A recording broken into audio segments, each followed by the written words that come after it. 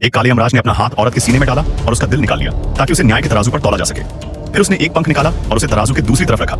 अगर दिल पंख से भारी होता तो औरत को पापी माना जाता और उसे नरक में भेज दिया जाता, लेकिन अगर दोनों का वजन बराबर होता तो यह साबित होता कि औरत एक नेक दिल इंसान थी और उसे स्वर्ग भेज दिया जाता। इस वक्त औरत का दिल डर से कांप रहा था। उसने तुरंत यमराज से अपने सारे गुनाहों की माफी मांगी, मगर यमराज चुपचाप खड़े रहे और बस न्याय के तराजू को निहारते रहे। जब तराजू का संतुलन बना रहा तो साफ हो गया कि औरत अपने जीवन में एक बहुत ही भली इंसान थी। ये देख औरत को सुकून मिला। फिर यमराज उसे 5 दरवाजों के सामने ले गए और कहा कि अब उसे अपना रास्ता खुद चुनना है। हर दरवाजा एक अलग दुनिया की ओर जाता था, लेकिन औरत ने यमराज से विनती की।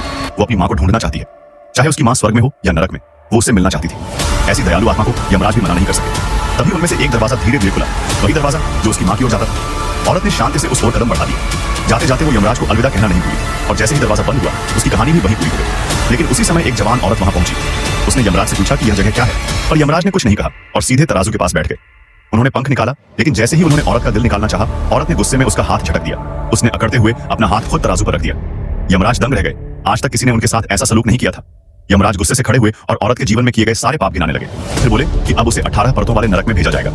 लेकिन तभी एक रहस्यमयी शक्ति आई और उस औरत को खींचकर वहां से ले गई। यमराज हैरान रह गए। उन्हें समझ आ गया कि ये लड़की आम नहीं है। असल में औरत की मौत एक भयानक सड़क हादसे में हुई थी, लेकिन उसमें जीने की जबरदस्त चाह थी और वो मानने को तैयार ही नहीं थी कि वो मर चुकी है। यमलोक से भागने के बाद उसने अचानक अपनी कब्र से एक हाथ बाहर निकाला और अगले ही पल वो खुद कब्र से बाहर आ गई।